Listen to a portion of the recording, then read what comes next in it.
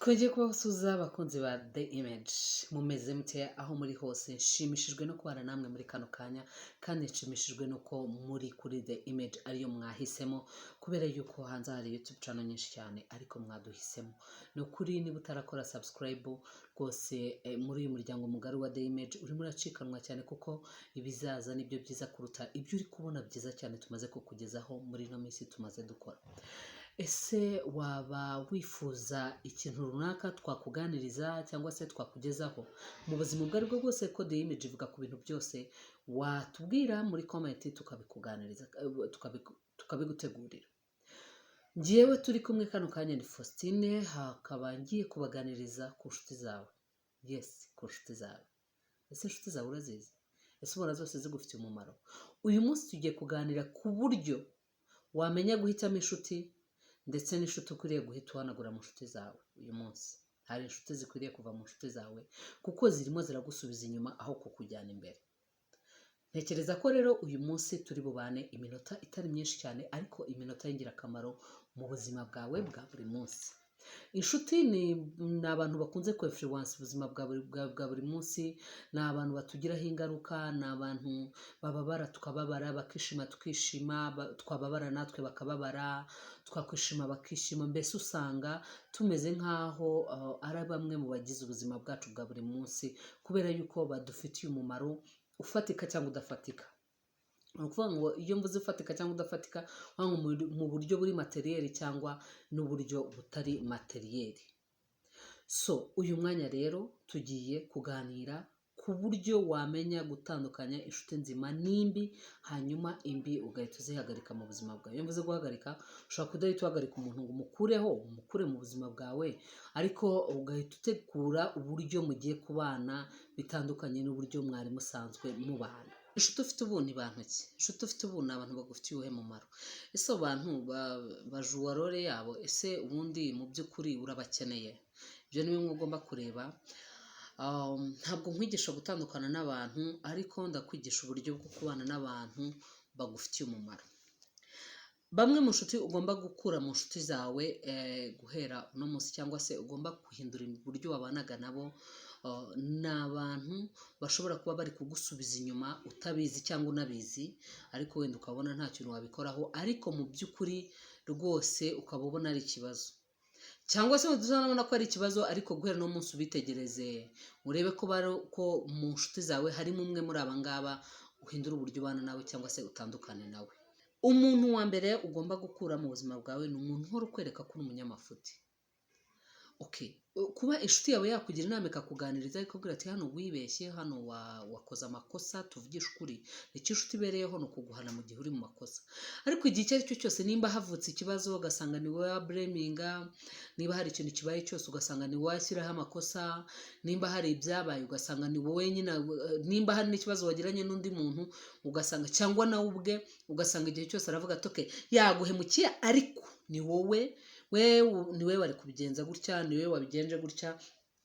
Niyo mpamvu umuntu uhora ukwereka ko uri umunyamafuti, umuntu uhora ukwereka ko uri umuntu nyine utanyuze abandi muri sosiyete, ubangamiye abandi, umuntu uzamwirinde.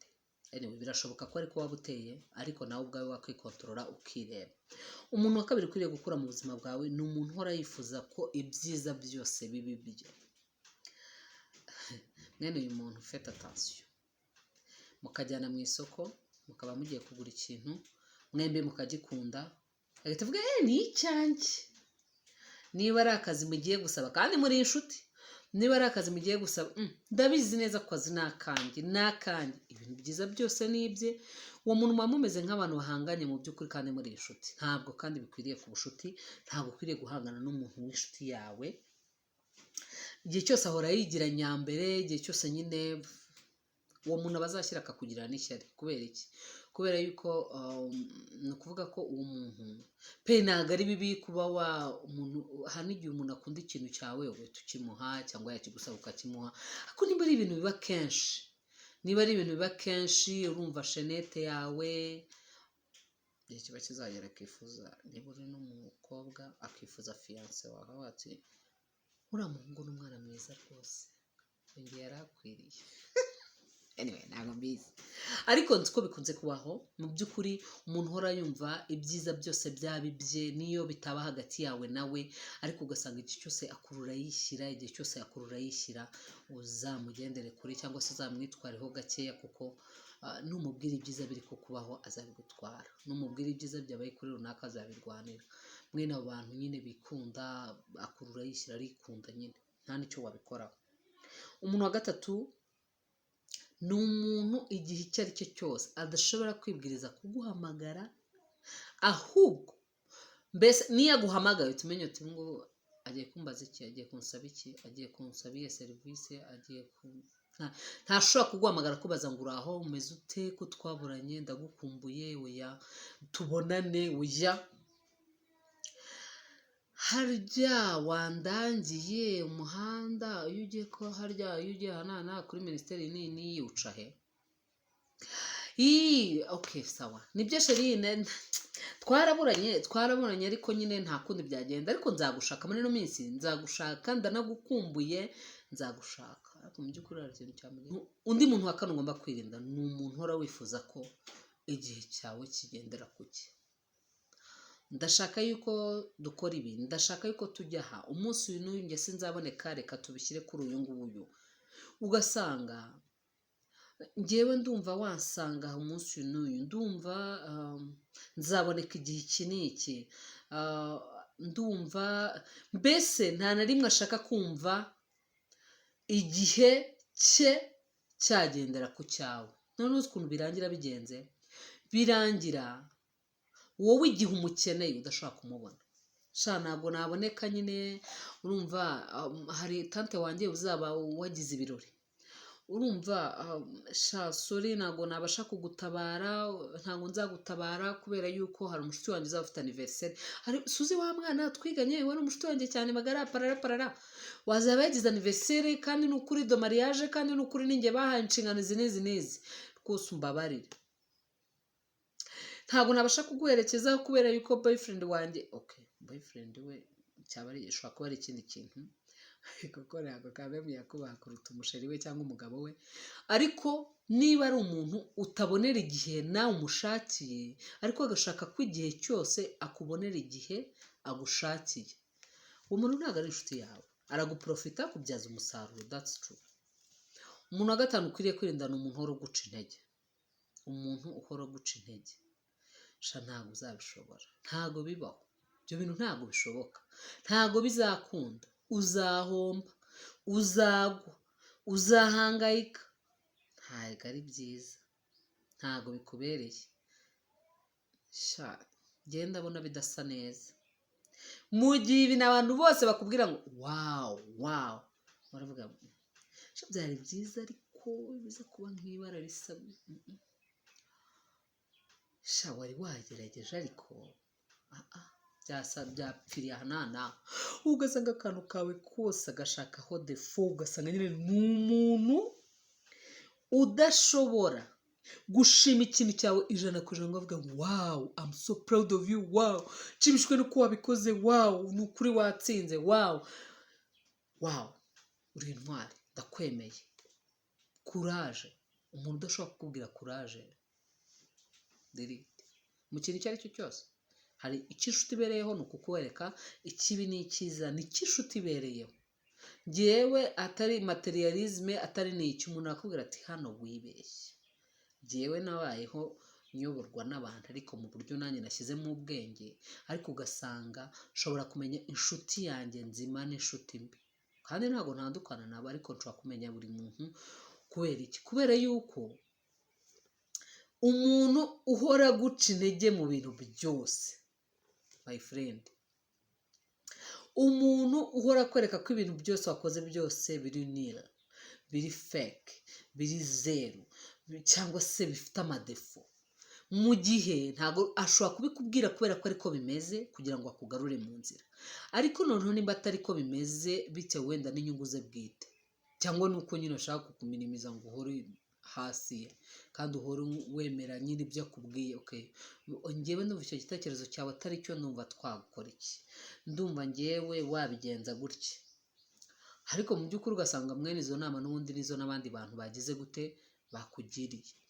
Ikindi undi muntu ugomba kwirinda ni umuntu waba ushaka kwinjira mu buzima. Uko inshuti yawe ugomba kumenya ubuzima bwawe ntacyo bitwaye, ariko hari ibintu uba wumva udashaka kubwira umuntu. Ufite inshuti nyinshi ugasanga ibi ngibi runaka ashobora kubigufashamo, ibi ngibi runaka ntashobora kubigufashamo, ugahitamo kutabimubwira. Ugasanga ni wa muntu we mwambwira Faustin byaragenze gute, cya gihe bigenda gutya na gutya byagenze gute. Mwahoranye ntabwo yabikubashije, ahubwo agiye kubibaza abandi bantu. Ugasanga ni wa muntu niba urambitse nka ajenda nk'iyi ngiyi hasi agahita ayifata,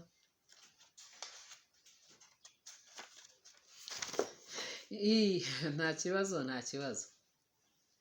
Ni umuntu uhora ushaka kumenya ibyawe. Niba urambitse telefone hasi akaba arayisamye, akaba agiye muri chat zawe, akaba agiye mu bo muvugana, akamenya abo muvugana, usanga ari ikibazo gikomeye. Usanga nyine ashaka kumenya ibintu wowe udashaka ko amenya, cyangwa se utanateganyije ko undi muntu wese ari bumenye. Ugasanga ashaka kumenya amabanga yawe utateshyize hanze. Uwo muntu ujye umwirinda. Ikindi ni umuntu ugusebya mu nshuti zawe hirya, mwamuri kumwe akakuvuga neza, ariko mwagera hirya akakuvuga nabi. Ati ngewe, ugasanga nyine ni umuntu usanga abwira abashuti banyu mwembi muhuriyeho, cyangwa se abavandimwe, cyangwa se wenda abandi bantu, amadefo yawe yihutira kuyavuga. Uwo muntu nawe mwigeho.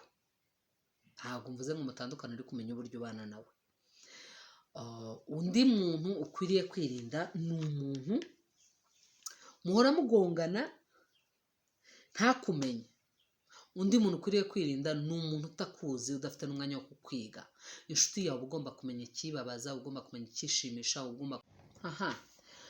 undi muntu rero ukwiriye kwirinda ni umuntu utakuzi muhora mugongana. Ubundi inshuti yawe bigomba kuzi ibikubabaza, ibigushimisha, akaba azi ikintu yakora igihe bikomeye, akaba azi igihe umukeneye, akaba azi igihe nawe agukeneye.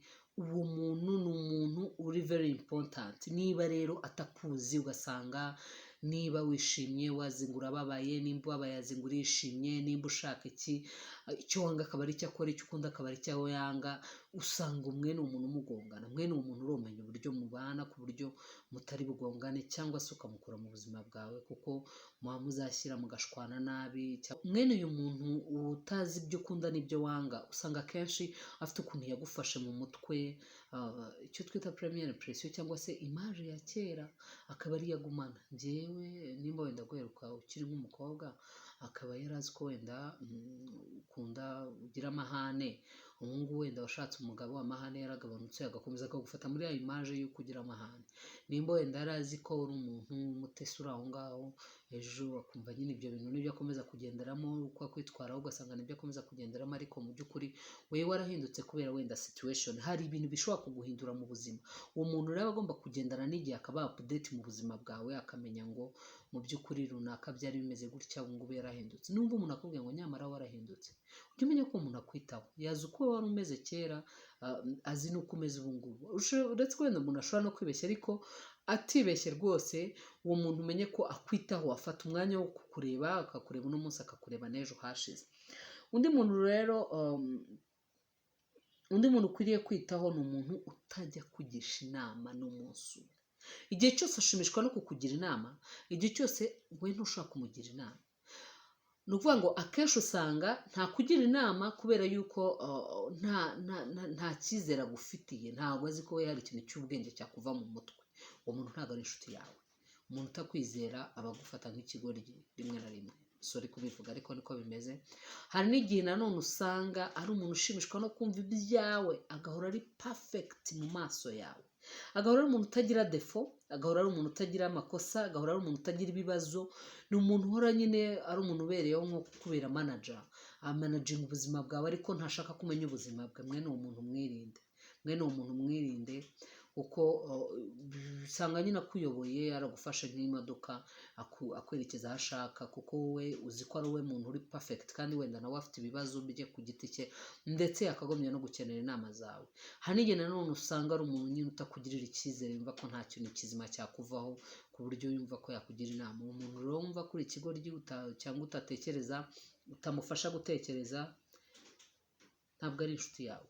undi muntu ukwiriye kwirinda mu buzima bwawe ni umuntu utajya ubabarira, umuntu uhorana inzika. Faites attention, kuko niba mwagiranye akabazo gatoya, wowe umusabye imbabazi cyangwa se uciye bugufi cyangwa mwitwa ko mwicaye ahantu mukabikemura, ariko nyuma y'iminsi 2 ukumva arabigaruye, nyuma y'ukwezi ukumva arabigaruye, nyuma y'igihe runaka. Bino bikunze kuba mu ngo, ariko akenshi iyo umuntu agaruye ibintu biterwa n'uko nawe ubwawe wongeye kubikora, cyane cyane ku bantu bashakanye. Ibyo wenda ntabwo turi bujyemo muri detail, ariko niba umuntu ahora agarura ibintu mwatandukanye mwararangije, ugasanga ahora abigutsindagira cyangwa se abikurishisha, umuntu ntabwo aba yarakubabariye, kandi umuntu utarakubabariye ntabwo mwakomeza kuba inshuti.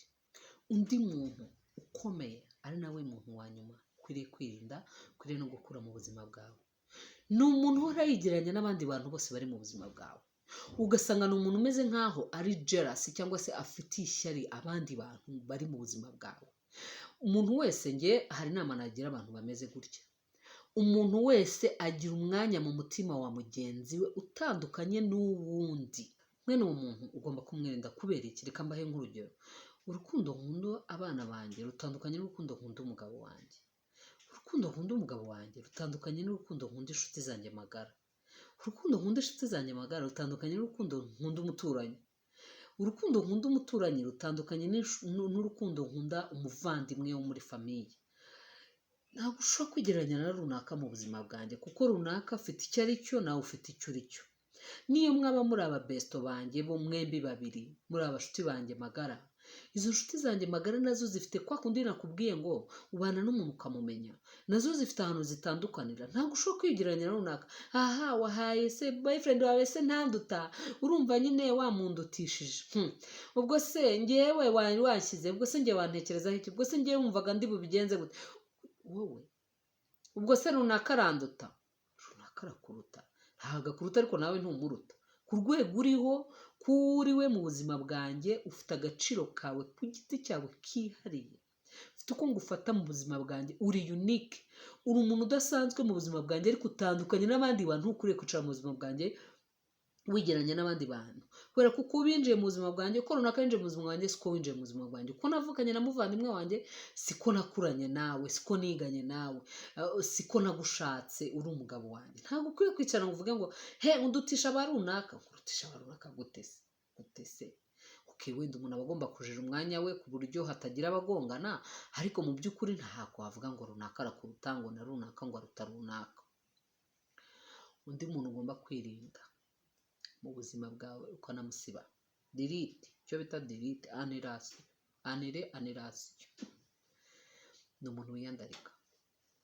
Umuntu wiyandarika ukwiriye kumurinda ubuzima bwawe, kubera yuko umuntu nawe arakwandarika. Anyway, baravuga mu Kinyarwanda nako mu Cyongereza ngo tell me your friend, I will tell you who you are. Mbwira inshuti zawe cyangwa show me your friends, nyereka inshuti zawe cyangwa zimbwire, ndahita nkubwira uwo uri we. Yes, inshuti mbi zirakwinfluence, inshuti mbi zikwandikira amateka atandukanye we nayo wanditse.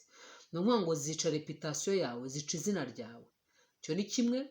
Ikindi, ushobora kwisanga waguye mu mutego wo kubaho uko babayeho, kuko usanga nyine niba umuntu yiyandarika, niba yitwara nabi, niba ari umuntu abantu bose bavumira ku gahera, niba ari umugome, niba ari indaya, niba ari ikirara, niba ari umuntu wangiza ubuzima bw'abandi, niba ari umunyeshyari, niba ari umunyamagambo, mwene abo bantu usanga kenshi nawe abantu bakubona ugendana nawe batekereza ko nawe ariko umeze. Anyway, birashoboka ko ushobora kwisanga nawe umeze nkawe, ariko iyo byagiye hanze ukabimenya, ugomba kwirinda.